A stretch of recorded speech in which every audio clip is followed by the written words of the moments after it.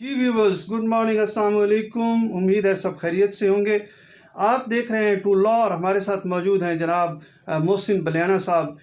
बहुत ही ज़बरदस्त लॉयर हैं, rising star of the bar of जंग हैं, जंग बार के राइजिंग स्टार हैं। तो आपसे आज मुलाकात हुई और टाइम बड़ी मुश्किल से मिला, बहुत मसरूफ़ लॉयर हैं।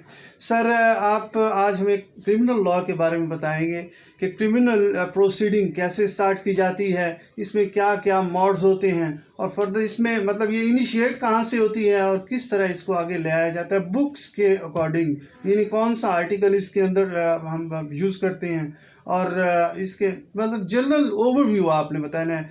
3 से 4 मिनट आपसे लेंगे प्लीज़ सर। जी शाह जी, सबसे पहले तो बहुत शुक्रिया आपका, इतनी इज्जत एहतराम देने का बहुत शुक्रिया। अब क्रिमिनल प्रोसीडिंग्स में हमारे पास ये देखना होता है कि क्रिमिनल प्रोसीडिंग्स जो है फर्स्ट ऑफ ऑल इनिशिएट कैसे करवाई जाती हैं। अगर फॉर एग्जांपल कोई ऑफेंस कमिट हो जाता है, उस ऑफेंस को रिपोर्ट कैसे किया जाता है। तो हमारे पास procedural law CRPC criminal procedure law available है, जो कि जिसका सेक्शन 154 बड़ा क्लियरली बताता है, if there is a commission of cognizable offence police shall register an FIR। हम आम अल्फाज में ये बात अगर आम व्यूअर्स को, आम लिसनर्स को समझाना चाहें तो, कि जब किसी कॉग्निजेबल ऑफेंस की कमीशन होगी तो उस पे FIR का इंदराज किया जाएगा।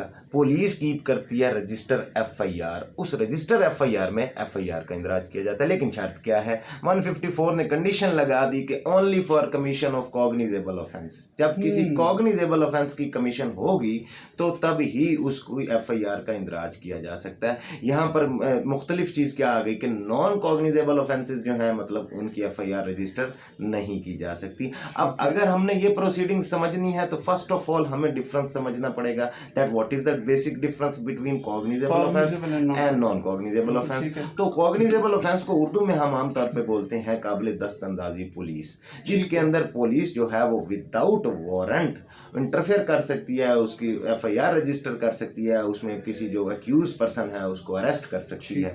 अच्छा, अब ये देखने के लिए कि कौन से ऑफेंसेस जो हैं वो कॉग्निजेबल हैं, कौन से ऑफेंसेस नॉन कॉग्निजेबल हैं, तो उसके लिए हमारे पास tabular statement of offences CRPC में शेड्यूल 2 अवेलेबल है, जो कि पाकिस्तान पीनल कोड के तमाम ऑफेंसेस के आगे मेंशन करता है कि विद वारंट और विदाउट वारंट। अगर तो वहां पे है विद वारंट तो मतलब ऑफेंस इज नॉन कॉग्निजेबल। ये नॉन कॉग्निजेबल है, इसके लिए पहले मैजिस्ट्रेट की परमिशन चाहिए। मैजिस्ट्रेट परमिट करेगा तो फिर ही उसके अंदर इन्वेस्टिगेशन अकॉर्डिंग टू सेक्शन 156 जाया जा सकता है।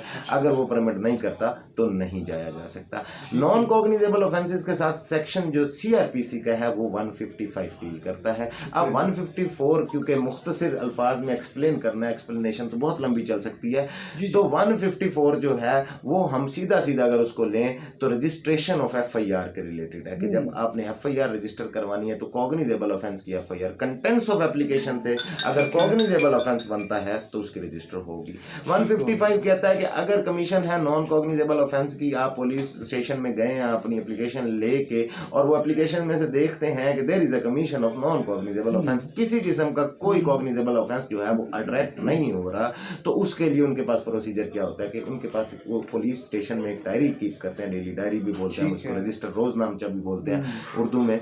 तो रजिस्टर रोजनामचे में वो उसका इंदराज कर लेता है नॉन कॉग्निजेबल ऑफेंस का।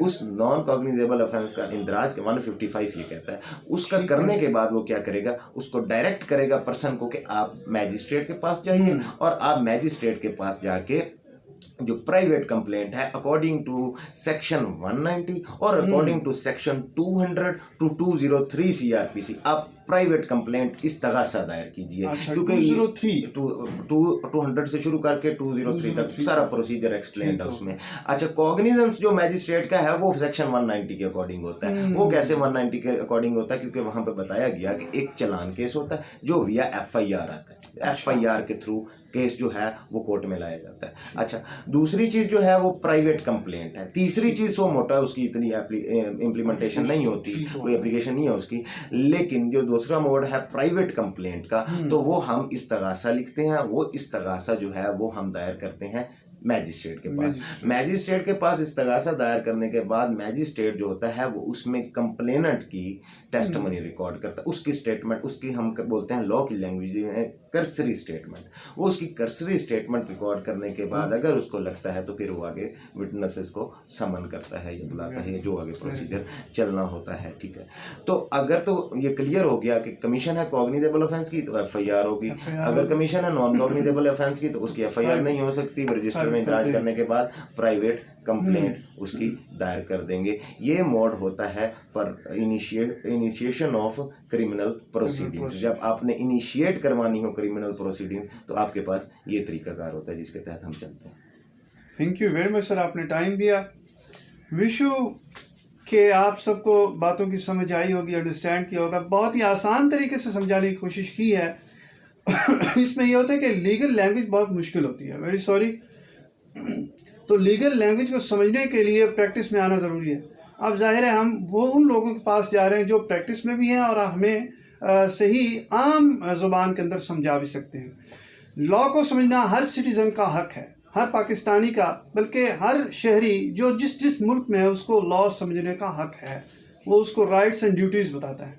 तो होप सो आप सब ने इंजॉय किया होगा, समझ आई होगी आपको, और इंशाल्लाह फर्दर भी मुलाकातें होती रहेंगी।